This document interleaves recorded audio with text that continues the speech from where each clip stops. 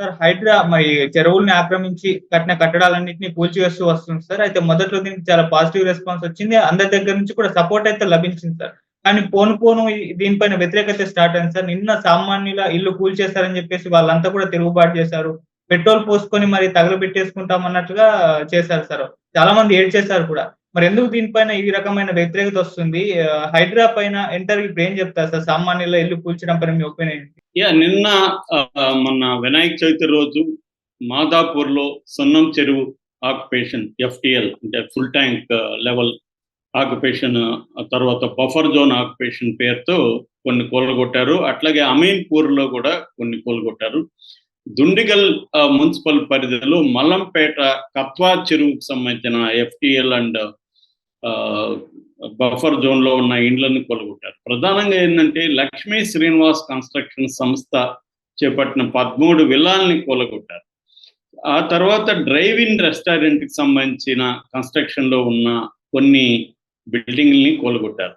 అట్లాగే అమీన్‌పూర్ దగ్గర పెద్ద చెరువు ఉంది సంగారెడ్డి జిల్లాలో. ఆ పెద్ద చెరువు దగ్గర సర్వే నంబర్లు 323, 324, 329లో ఉండే కాటసాని రాంభూపాల్ రెడ్డి, ఈయన గతం పాణ్యం ఎమ్మెల్యేగా ఉన్నాడు ఇంతకుముందు. ఆయనకు సంబంధించిన బిల్డింగుల్ని కూలగొట్టారు.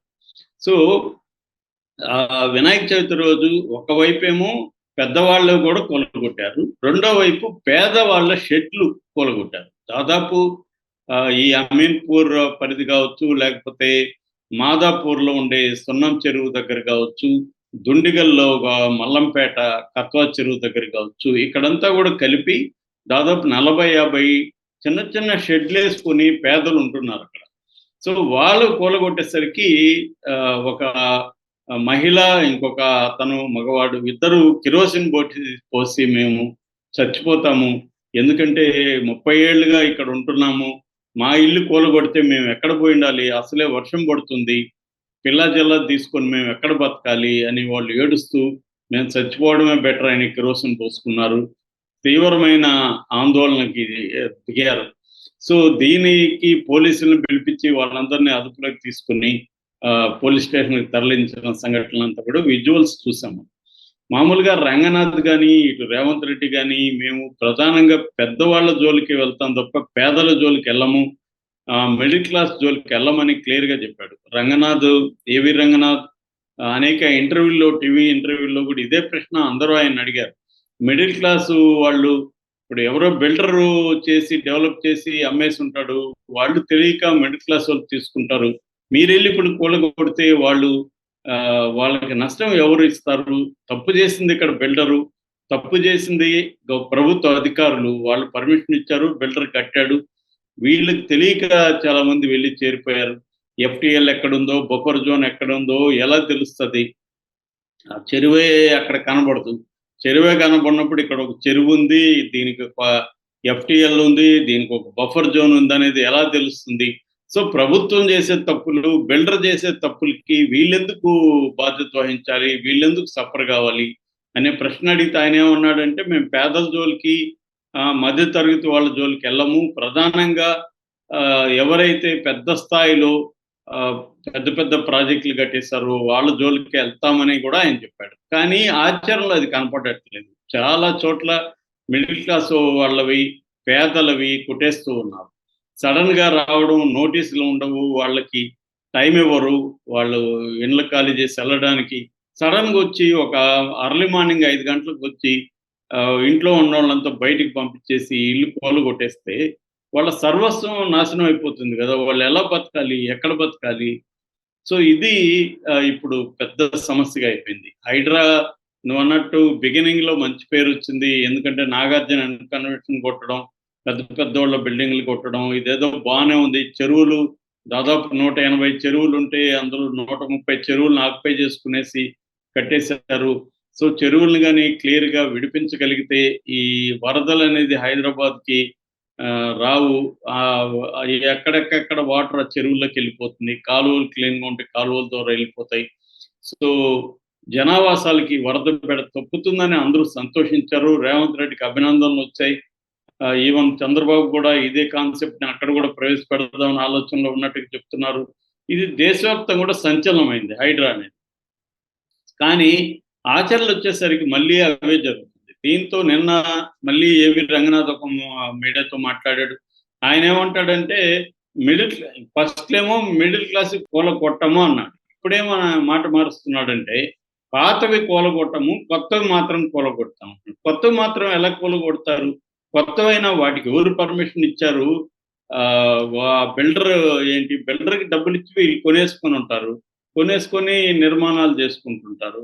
దాన్ని కూలగొట్టేస్తే వాళ్ళ దానికి పెట్టిన ఇన్వెస్ట్‌మెంటు పాపం వాళ్ళు జీవితాంతం కూడబెట్టుకొని ఉన్నది ప్లస్ అప్పులు చేసి బ్యాంక్ లోన్‌లు తీసుకొని ఇన్‌స్టాల్‌మెంట్లు కట్టుకునే వాళ్ళు ఎక్కువ మంది ఉంటారు. సో వాళ్ళది నువ్వు సడెన్‌గా ఎళ్లి కూలగొట్టేస్తే ప్రాబ్లమ్ వాళ్ళకి ఎట్లా బతకాలి? ఇది రంగనాథ్ గాని, రేవంత్ రెడ్డి గాని ఆలోచించాలి. వాళ్ళకే ఇది ప్రాబ్లమ్ అవుతుంది. యాక్చువల్‌గా రేవంత్ రెడ్డి గోల్ ఏంటి? హైడ్రా పెట్టడం వెనక హైదరాబాద్‌లో కాంగ్రెస్ పార్టీ విన్నింగ్ అవకాశాన్ని పెంచాలి. పెంచాలంటే హైదరాబాద్‌ని బీఆర్ఎస్ కంటే తాను బాగా డెవలప్ చేస్తున్నట్టు చూపించాలి. అందుకనే ఫోర్త్ సిటీ అని, ఫ్యూచర్ సిటీ అని ఒక కాన్సెప్ట్‌ని తీసుకొచ్చాడు. హైదరాబాద్‌ని డెవలప్ చేయబోతున్నట్టుగా చెప్తున్నాడు. That is one part. Second part ఏమంటే హైదరాబాద్ అంటేనే విపరీతంగా కొద్దిగా వర్షం పడినా కూడా రోడ్లకి ఎక్కడెక్కడ ఆగిపోతున్నాయి. కాలనీలు మునిగిపోతున్నాయి. కాబట్టి దీన్ని అరికట్టాలంటే ఈ చెరువుల్ని విముక్తి చేయాలి, కాలువల్ని విముక్తి చేయాలన్న కాన్సెప్ట్‌తో రేవంత్ రెడ్డి ఈ హైడ్రా కాన్సెప్ట్‌ని జీవో ద్వారా 2 నెలలకు ముందు తీసుకొచ్చారు. సో అది ఆయనకు ఉపయోగపడుతుంది, ప్రజలకు కూడా ఉపయోగపడుతుంది. మంచిదే. కానీ ఇప్పుడు ఈ పేదల మీదకి, మధ్య తరగతి మీదకి బుల్డోజర్లు వెళ్ళడం వల్ల ఏమవుతుందంటే రేవంత్ రెడ్డికి కూడా నెగెటివ్ అయిపోతుంది. ఆల్రెడీ అన్ని పొలిటికల్ పార్టీలు రేవంత్ రెడ్డికి యాంటీ అయిపోయే పరిస్థితి కనపడుతుంది. ఇంక్లూడింగ్ కాంగ్రెస్. కాంగ్రెస్‌లో కూడా పల్లం రాజు లాంటి వాళ్ళ కాంగ్రెస్ సంబంధించిన బంధువులు, వాళ్ళ బ్రదర్‌ది వీళ్ళవన్నీ కూలగొట్టారు. ఆల్రెడీ దానం నాగేంద్ర అనుచరుడిది కూలగొట్టారు. ఇలాగ జరుగుతున్నాయి. అంటే రేవంత్ రెడ్డి నిష్పక్షపాతంగా ఉన్నట్టు చెప్పుకోవాలి కాబట్టి కాంగ్రెస్ పార్టీలో కూడా కొంతమంది చేస్తున్నారు. సో దీనివల్ల ఆయనకి ప్రజల్లో మంచి పేరు వచ్చింది. పొలిటికల్ పార్టీలన్నీ కూడా యాంటీ అయ్యాయి. కానీ ఇప్పుడు ప్రజల మంచి పేరు కూడా పోతూ ఉంది వీళ్ళు చేసే కార్యక్రమాల వల్ల. ఎందుకని ముందు నుంచి చెప్తున్నా వాళ్ళకి ఒక ప్రయారిటీ ఉన్నట్టు కనబడట్లేదు. అంటే ఈ చెరువుల్ని ముందు విముక్తి చేయాలి. ముందు పెద్దవాళ్ళవి టార్గెట్ చేసి తర్వాత ఎడ్యుకేట్ చేసి కింది స్థాయికి వెళ్దాము. వాళ్ళకి ఆల్టర్‌నేటివ్ చూపించి ఇప్పుడు వీళ్ళు చెప్తున్నారు ఈ 30 షెడ్యూల్ మేము 20 ఏళ్లుగా 30 ఏళ్లుగా ఉన్నాం ఇక్కడ. సడెన్‌గా వచ్చి ఇప్పుడు కూలగొట్టేస్తే మేము ఎక్కడికి పోవాలని అడుగుతున్నారు. రంగనాథ్ ఏమో నిర్మాణాల్లో ఉన్నవి మాత్రమే చేస్తున్నాము. ఆల్రెడీ నిర్మాణాలు అయిన వాటి జోలికెళ్ళట్లేదు అంటున్నారు. మరి ప్రజలు చెప్తున్నారు 30 ఏళ్లుగా మేము ఉన్నామని. సో ఈ పాతవే కదా! మరి రంగనాథ్ దీనికి సమాధానం ఇవ్వట్లేదు. సో రెండోది వీళ్ళకి పర్మిషన్ ఇచ్చిన అధికారుల మీద ఇప్పటివరకు ఏమీ చర్య తీసుకున్నట్టుగా కనిపించట్లేదు. సో ఇది అందువల్ల ఏదైనా కూడా బిగినింగ్‌లో బిల్డప్ ఒక మిత్ క్రియేట్ అవుతుంది. తర్వాత పోను దాంట్లో ఉండే ప్రాబ్లమ్స్ అన్నీ తెలుస్తాయి. సో అలాగే ఇప్పుడు ఈ హైడ్రా కూడా బిగినింగ్‌లో వచ్చింది. మెల్లమెల్లగా రేవంత్ రెడ్డికి యాంటీగా మారే పరిస్థితి కనబడుతోంది. ఏదేమైనా వీళ్ళు ఇంకోటేందంటే వీళ్ళ మధ్య ఈ హైడ్రాలో కూడా సమన్వయ లోపం కూడా కనబడుతుంది. అంటే ఎవరి ఇష్టం వచ్చినట్టు వాళ్ళు పోయి చేసేస్తున్నారా? ఇది ఒక సెంట్రల్ కోఆర్డినేషన్‌గా జరుగుతుందా? ఒక మెథడ్ ఉందా దీంట్లో? దీన్నంతా రంగనాథ్ వ్యక్తిగతంగా పర్యవేక్షిస్తున్నాడా? ఇవన్నీ ప్రశ్నలుగా మిగులుతా ఉన్నాయి. ఎందుకంటే పేదలు, మిడిల్ క్లాసు వీళ్ళ బిల్డింగుల జోలికి వెళ్ళకుండా ఉండాల్సిన అవసరం ఉంది. కానీ వెళ్తున్నారు.